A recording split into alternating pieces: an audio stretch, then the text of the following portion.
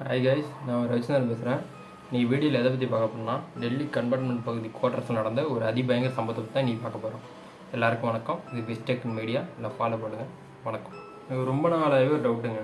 உண்மையிலே பேய் இருக்கா இல்லையா, நம்பலாமா நம்பக்கூடாதா, இதேமாரி ஏகப்பட்ட டவுட் வந்துருக்கு. என் லைஃப்பில் இதுவரை கோஸ்ட்டை பார்த்ததும் இல்லை, அதை எக்ஸ்பிளைன் பண்ணதும் இல்லை. நீங்கள் பண்ணியிருக்கீங்களா இல்லைன்னு கமெண்ட்டில் சொல்லிட்டு போங்க. நம்ம உலகத்தில் அதிகமான கோஸ்ட் ஸ்டோரி எல்லா இடத்துலையும் பேசப்படுது. ஆனால் இந்தியா முழுவதும் தெரிஞ்ச ஒரு பெரிய கோஸ்ட் ஸ்டோரின்னு பார்த்தா அது டெல்லி கன்டோன்மெண்ட் பகுதி குவார்ட்டர்ஸில் நடந்த இந்த சம்பவம் மட்டும்தான். அதாவது முதலாம் உலகப்போர், இரண்டாம் உலகப்போர்லாம் ஒரு ஆயுத பதுக்கு இடம், ஆயுத கிடங்கு, இந்த சோல்ஜருக்கு இது பார்க்குற ட்ரீட்மெண்ட் பார்க்குற இடமா இது இருந்தது. ஏகப்பட்ட சோல்ஜர் இங்கே இறந்து அப்போதைக்கு நிறையா அமானுஷமாக தான் நடந்ததாக ஹிஸ்ட்ரி சொல்லுது.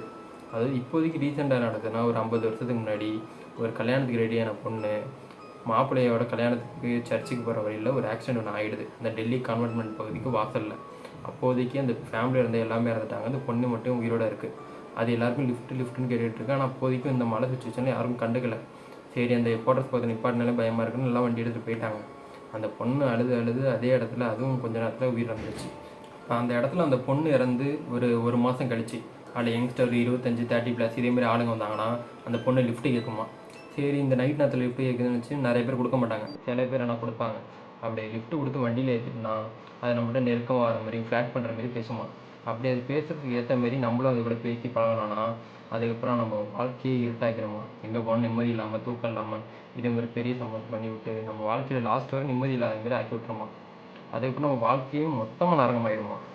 அதுவே நம்ம வண்டியை நிப்பாட்டாமல் வண்டி எடுத்துகிட்டு போயிட்டோன்னா அந்த பொண்ணை முடிஞ்ச அளவுக்கு நம்ம ஃபாலோ பண்ணுமா. வண்டியில் ஒரு 120, 130 ஸ்கூட்டராக இருந்தாலும் சரி, காராக இருந்தாலும் சரி, அது பின்னாடியே ஃபாலோ பண்ணிட்டு வருமா. சப்போஸ் அதை கடந்து போயிட்டுனா எந்த ஒரு பிரச்சனையும் இல்லை. சப்போஸ் நம்ம கொஞ்சம் இது பண்ணி நிப்பாட்டிட்டோம், இல்லை வண்டி டக்குனு பிரேக் டவுன் ஆகுது, இல்லை வண்டி மூவ் ஆக மாட்டேங்குது, அங்கே ஸ்டாப் ஆகிட்டுச்சுன்னா அதுக்கப்புறமும் அந்த பெயின் நம்மளை பிடிக்கிறத யாருலையும் தடுக்க முடியும். இதேமாரி ஏகப்பட்ட ஸ்டோரிஸ்.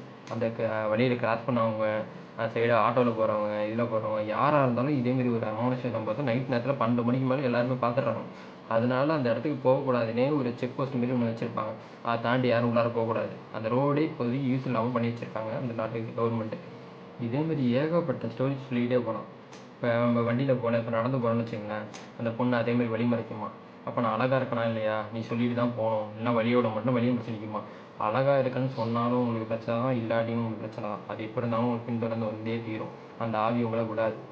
அதனால தான் இப்போதைக்கு நடக்கிற சுச்சுவேஷனில் இப்போ ஒரு 10-20 வருஷமாக அதேமாரி எதுவுமே நடக்கிறது இல்லைன்னு சொல்லிகிட்டு இருக்காங்க.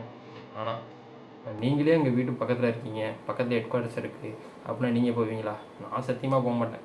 நீங்கள் போவீங்களா இல்லைன்னு கமெண்ட் பண்ணிட்டு போங்க.